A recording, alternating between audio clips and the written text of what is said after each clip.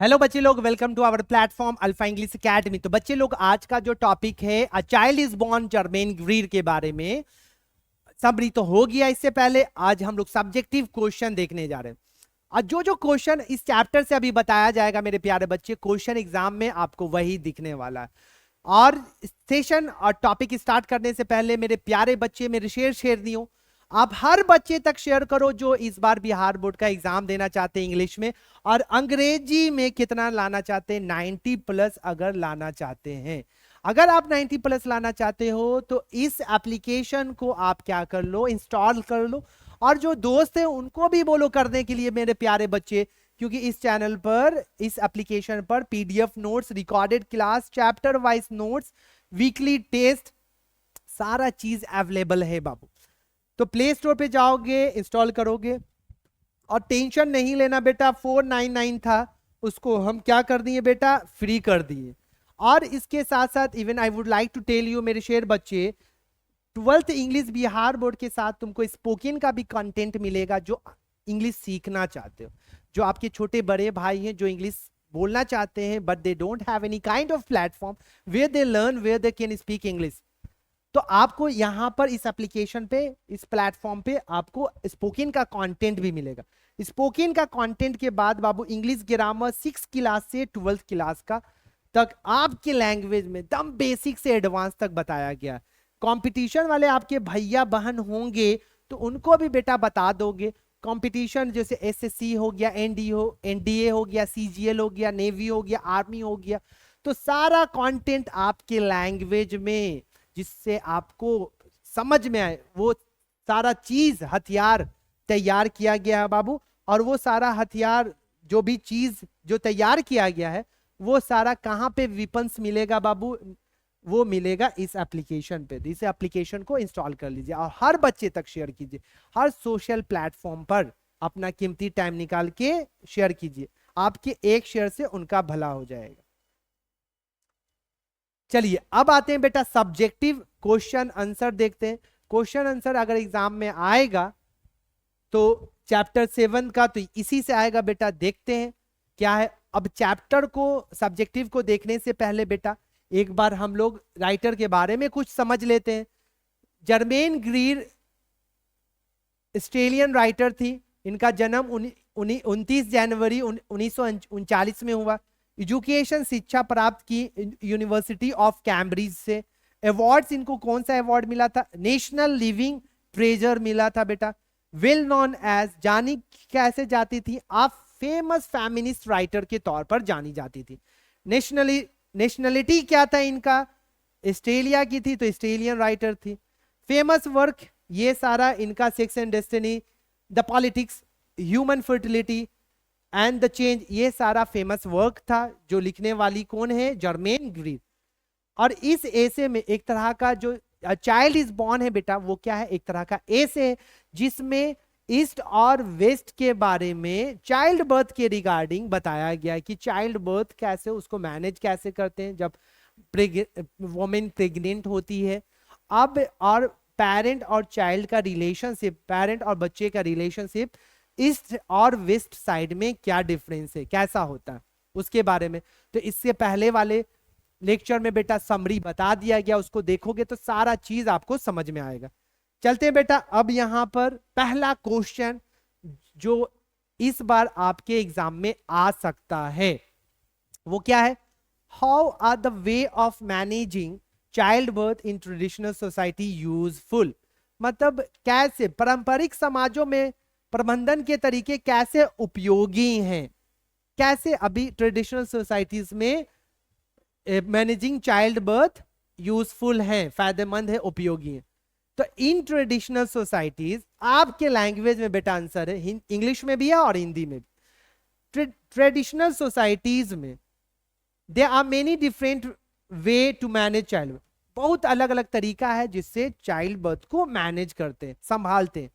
They are useful, वे काफी उपयोगी हैं। बिकॉज, क्योंकि they are accepted culturally and collectively, वो एक्सेप्टेड कल्चरली भी है, सामूहिक है, और बेटा संस्कृति दोनों तौर पर एक्सेप्टेड है। The pregnant mother is free from the worry of restarting the procedure. और जो प्रेग्नेंट वॉमेन होती है उसको कोई प्रेशर नहीं दिया जाता है, ना काम का प्रेशर, ना किसी चीज निगेटिव सोचने का प्रेशर। और यही होना चाहिए जब वोमेन प्रेग्नेंट हो ना बेटा, तो उस ड्यूरेशन में उसको इन्वायरमेंट जो मिलना चाहिए वो फ्री इन्वायरमेंट होना चाहिए, mentally free, socially free, physically free. मतलब किसी तरह का तनाव नहीं होना चाहिए। मतलब अगर वो डिस्ट्रक्टिव एलिमेंट के बीच में और मतलब डिप्रेसिव इन्वायरमेंट में अगर रहेगी अगर प्रेग्नेंट वोमेन, तो कहा जाता है कि बच्चों पर भी वो उसका असर पड़ता है। तो वैसी प्रेग्नेंट वोमेन को अच्छे से ट्रीटमेंट देना चाहिए, मेंटली फिजिकली मतलब सपोर्ट करना चाहिए, और ज्यादातर उसको तनाव से बचाना चाहिए। और ये कहाँ मिलता है बाबू, ये सब कहाँ ये सब का लाभ किसको होता है, किसको मिलता है? ट्रेडिशनल सोसाइटीज में। A pregnant woman in traditional societies does not feel that she is alone. Why? हाँ, ट्रेडिशनल सोसाइटी में प्रेग्नेंट वोमेन को ऐसा फील कराया जाता है कि वो अकेले नहीं है। क्यों? इसका रीजन क्या है? In traditional society a pregnant women does not feel that she is alone as she is culturally and collectively accepted by her husband. क्योंकि वो सामूहिक और संस्कृति तौर पर वो एक्सेप्ट किसके द्वारा है? हस्बैंड के द्वारा, रिलेटिव के द्वारा, और सारे मेंबर के द्वारा एक्सेप्ट किया जाता है बाबू। किसी लड़की को शादी किया जाता है तो समाज वहां पे रहता, पंच वहां पे रहता है, लड़की के गार्जियन रहते हैं, सबके सामने हम उस लड़की को एक्सेप्ट करते हैं। तो उस कंडीशन में लड़की जो प्रेग्नेंट वोमेन होती है तो उसको देखने वाला उसके मम्मी पापा होते हैं, लड़के के मम्मी पापा होते हैं, हस्बैंड होता है, हस्बैंड का जो रिलेटिव्स वगैरह होता है, लड़की का जो रिलेटिव्स वगैरह होता है, वो सब उस लड़की का देखभाल करता है। तो इस तरीके से बेटा वो लड़की जो प्रेग्नेंट वोमेन होती है वो कभी अकेला फील नहीं करती। वही सेम चीज लिखा हुआ बेटा, इन traditional society a pregnant women does not feel that she is alone as she is culturally and collectively accepted by her husband, relatives and other member of the community। चलिए अगला question आते हैं बेटा। What is the superstition associated with acquiring new clothes and instruments for baby before the birth? मतलब कौन सा superstition कहने का मतलब अब अंधविश्वास जुड़ा हुआ है। जब मतलब न्यू क्लॉथ्स होना चाहिए, गाना बजाना चाहिए। It is a great superstition that it will be bad luck if clothes and equipments are bought for a baby before it is born. मतलब ये ऐसा माना जाता था ट्रेडिशनल सोसाइटीज में, अगर बच्चे के पैदा होने से पहले अगर नया कपड़ा ले आते हैं या इंस्ट्रूमेंट्स ले आते हैं, टॉयज वगैरह ले आते हैं, वो अशुभ माना जाता था। क्या क्या चीज था बाबू, फालतू में लोग उल्टा सीधा चीज सोचते थे। चलिए, in our anxiety to avoid death we may have destroyed the significance of the experience.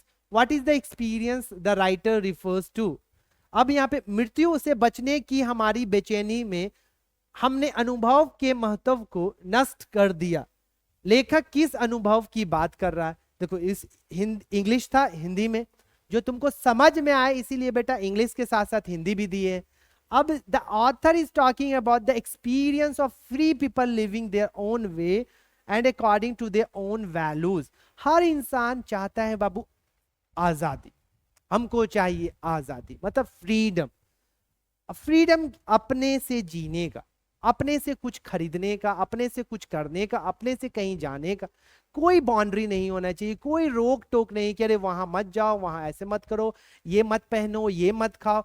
ये कोई नहीं चाहता। हर इंसान चाहता है कि हम जो ये लाइफ है एक ही बार तो धरती पे लोग आता है, और उसमें भी बाउंड्रीज, उसमें भी लोगों का झिक जैक सुने तो फिर लाइफ कहाँ जिएंगे भाई मेरे।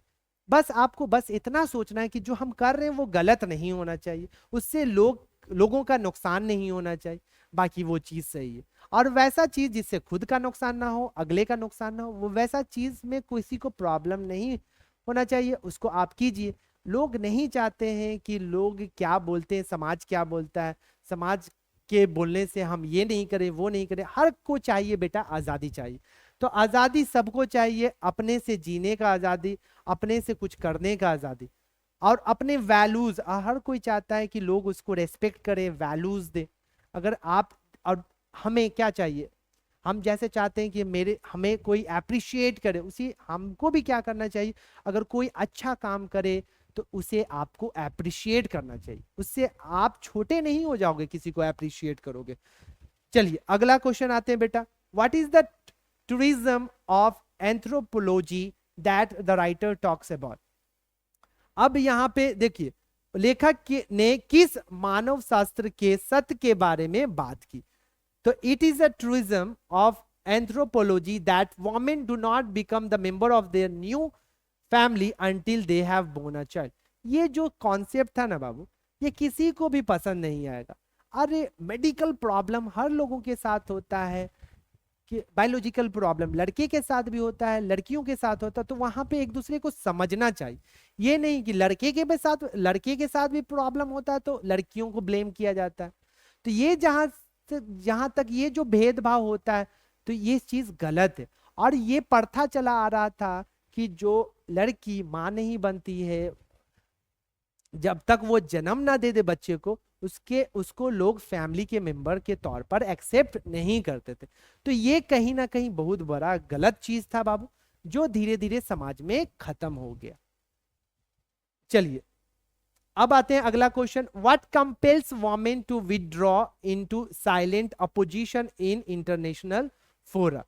मतलब अंतरराष्ट्रीय मंचों पर महिलाओं को मौन विरोध में जाने के लिए क्या मजबूर करता है।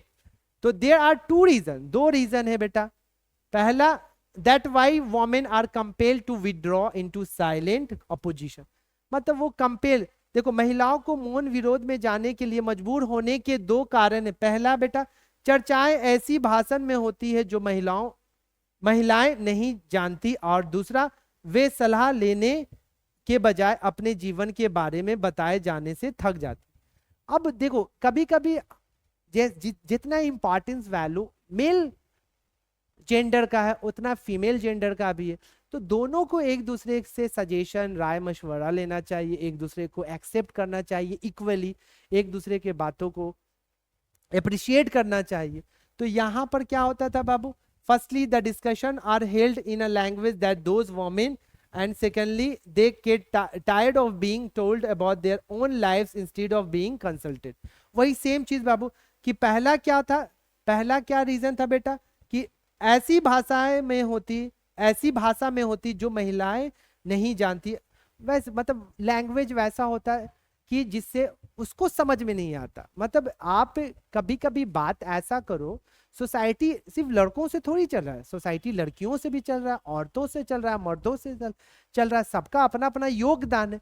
तो सिर्फ बात एक ही की होगी, एक ही जेंडर को सुपेरियर बताया जाएगा, दूसरे को इंफेरियर बताया जाएगा, तो वहां पे तो डिस्क्रिमिनेशन होगा ना जी, वहां पे निगेटिव चीज माइंड में आएगी। अब उसके साथ साथ दूसरा रीजन क्या था बेटा, दूसरा क्या था, वे सलाह लेने के बजाय अपने जीवन के बारे में बताए जाने से थक जाते। अब उनको अब एक गलती उनका नहीं है, उनके साथ गलती हो रहा है, और उसके बाद उनको गलती को भी उनका गलती नहीं है, और उस गलती ना होने के बाद भी उसको गलती की तरह एक्सेप्ट किया जा रहा है, और उनको एक्सेप्ट करना पड़ रहा है। एक तो मेरा गलती नहीं है और हमको एक्सेप्ट भी करना पड़ता है, हाँ हमने गलती किया। तो ये जहां कहीं ना कहीं ये जैसा सिस्टम था, तो ये सिस्टम क्या था बेटा, ये गलत था। तो उनके बात को इनके विचारों को, औरतों के विचारों को, लड़कियों के विचारों को एक्सेप्ट नहीं किया जाता था और वैल्यू नहीं दिया जाता था। वाई हैड, अभी के डेट में बेटा ये लड़कियों लोग ने और औरतों लोगों ने ये प्रूव कर दिया, जो लड़का कर सकता वो लड़की भी कर सकते। पहले के लोगों में था कि लड़की नहीं पल्लू पहन के किचन का काम करना है, घर का काम करना है, एक कदम घर से बाहर नहीं निकलना है। लेकिन आज एजुकेशन के कारण क्या ये प्रूव हो गया है कि जो लड़का कर सकता है वो लड़की भी कर सकती है।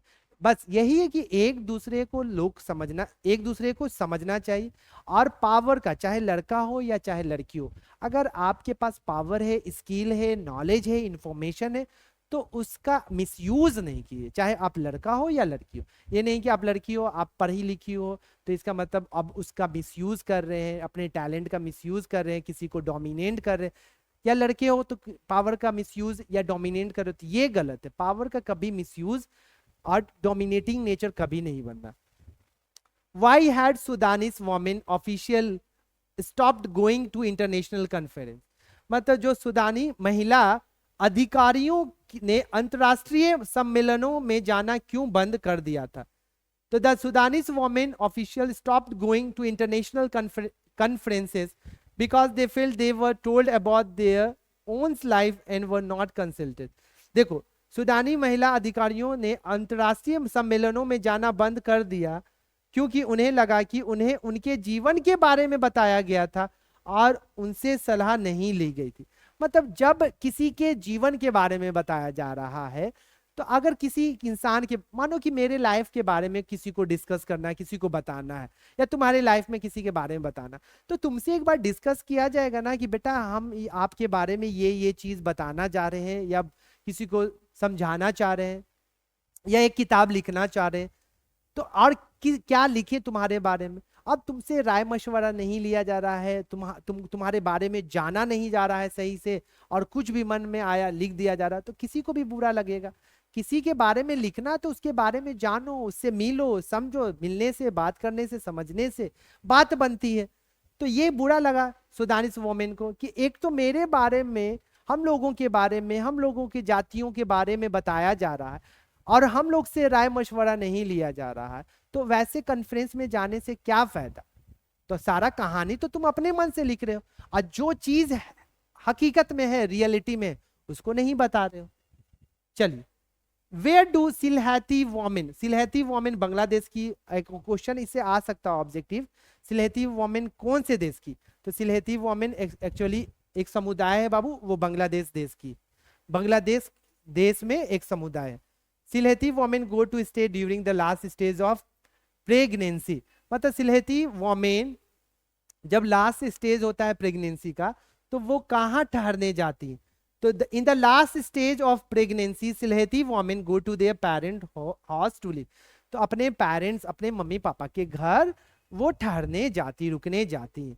तो ये सिलहती वोमेन, अब बांग्लादेश का कहानी थोड़ी है, मोर और लेस एशियन कंट्री, हमारे देश में इंडिया, नेपाल, बांग्लादेश, अफगानिस्तान, पाकिस्तान, हर जगह यही होता है बेटा, कि हर औरत जब प्रेग्नेंट होती है तो उस दौरान वो अपने पेरेंट्स के घर जाती हैं। What is the reward of pregnancy for young Sylheti women? मतलब यंग सिलहती वोमेन जब वो प्रेगनेंसी का रिवार्ड उनको क्या मिलता है? A Sylheti women is sent to her mother home. अब उनको रिवार्ड यही मिलता है कि जैसी वो प्रेग्नेंट होती हैं तो उनको उनके घर, उनके माँ के घर भेज दिया जाता है। ये रिवार्ड हुआ, वो तो उनको भेजा जाता है कि अपना खर्चा बचे, home well before she is delivered of her child. और जब तक वहां पर रखा जाता है उसको, जब तक वो बच्चा जन्म ना दे दे। The newborn is looked after by her parent. और जो नया बच्चा जो जन्म लेता है, धरती पे आता है, टपकता है, वो पेरेंट के द्वारा देखा जाता है। She and her child are given new dress. उसे और उसके बच्चे को नया ड्रेस दिया जाता है on the 7th day of the birth. मतलब जब 7 दिन हो जाता है बच्चे के जन्म का, तो उसमें क्या होता है, नया ड्रेस उसके माँ को और उसके बच्चे को दिया जाता है, लड़के के फैमिली के साइड से। Feasting and singing go on till night. और छठी जो होता है, जो हम लोग, आप लोग को पता होगा, तो उस दिन क्या होता है, लेट नाइट, टिल नाइट कहने का मतलब देर रात तक गाने का प्रोग्राम और खाने का प्रोग्राम, दावत वगैरह रहता है। तो ये रिवॉर्ड मिलता है प्रेगनेंसी वोमेन। चलिए अगला बेटा question, how are children of the joint family in Bangladesh looked after? मतलब बांग्लादेश में ज्वाइंट फैमिली में बच्चे कैसे देखभाल किए जाते हैं? तो in Bangladesh all the children of joint family are looked after by the entire family. जितने भी बच्चे होते हैं ज्वाइंट फैमिली में, वो लुक्ड आफ्टर कहने का मतलब देखभाल किए जाते हैं पूरे फैमिली के द्वारा।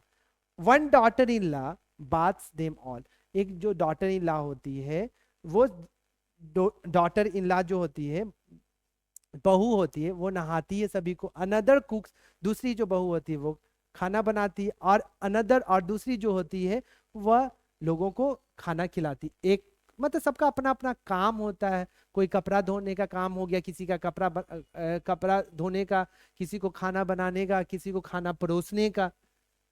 ओनली एट नाइट मतलब रात के समय do the children go to sleep with their mother, रात के समय वो बच्चे लोग अपने माँ के पास सोने के लिए जाते थे। तो बांग्लादेश में संयुक्त परिवार के सभी बच्चों की देखभाल पूरा परिवार करता है। एक बहू उन्हें नहलाती है, दूसरी खाना बनाती है और तीसरी उन्हें खाना खिलाती है। केवल रात में बच्चे अपनी माँ के पास सोने जाते हैं। वही सेम चीज what I have written here in English और यहाँ पे बेटा हिंदी में। चलिए लास्ट क्वेश्चन देखते हैं। What is the difference between the east and west in the matter of mother child relationship, माँ बच्चे के रिश्ते के मामले में पूर्व और पश्चिम में क्या अंतर। पूर्व हम लोग हो गया, पश्चिम हो गया वेस्टर्न लोग, यूएसए, इंग्लैंड, ये सब यूएसए, ये सब मतलब पूर्व हो गया, वेस्ट हो गया। तो ये दोनों में क्या गैप है, क्या डिफरेंस है, मदर चाइल्ड रिलेशनशिप में क्या डिफरेंस है। In the east the biological family is deliberately weakened, the mother child relationship is given more important than the husband wife relationship. बोला जा रहा है ईस्ट में, हम लोगों के एरिया में, हम लोग के क्षेत्र में, हम लोग के देश में जो बायोलॉजिकल फैमिली होता है वो क्या होता है, काफी कमजोर होता है। और माँ बच्चे के रिलेशनशिप को ज्यादा वैल्यू, तवज्जो दिया जाता है, इंपॉर्टेंस दिया जाता है, प्राथमिकता दिया जाता है हस्बैंड वाइफ के रिलेशनशिप से ज्यादा। किसको, माँ और बच्चे के संबंध को वैल्यू ज्यादा दिया जाता है। लेकिन वेस्ट में बेटा, पश्चिम में हस्बैंड वाइफ पेयर को ज्यादा आजादी, फ्रीडम मिलता है। और ऐसा नहीं कि बच्चे और माँ के बीच में, पेरेंट के बीच में आजादी नहीं होती, मतलब होता है, दोनों में होता है। माँ बच्चे के बीच में और हस्बैंड वाइफ के बीच में भी होता है, इक्वली होता है। लेकिन हम लोग में यहाँ पर ज्यादा किसको होता है, माँ और बच्चे की रिलेशनशिप को ज्यादा इंपॉर्टेंस दिया जाता है। तो ये जितना भी कहानी था बेटा चैप्टर 7 का, क्वेश्चन नंबर 1 से, क्वेश्चन नंबर 1 से बेटा क्वेश्चन नंबर 11 अगर आएगा इससे, तो यही सारे क्वेश्चन में कोई एक क्वेश्चन आएगा अगर इस चैप्टर की बात होगी। तो अच्छे से सारे चीजों को समझना है, याद करना है बेटा। और हर बच्चे तक इस वीडियो को, इस चैनल को शेयर करो। और इस एप्लीकेशन को इंस्टॉल कर लोगे तो सारा जो भी कंटेंट है, आप टेस्ट भी दे सकते हो, चैप्टर वाइज नोट्स मिलेगा तुमको, पीडीएफ नोट्स जो हम पढ़ा रहे हैं, इसका नोट्स चाहिए तो सारा ये एप्लीकेशन पे मिलेगा। फाइनली मेरे प्यारे बच्चे, bye, take care, have a good day.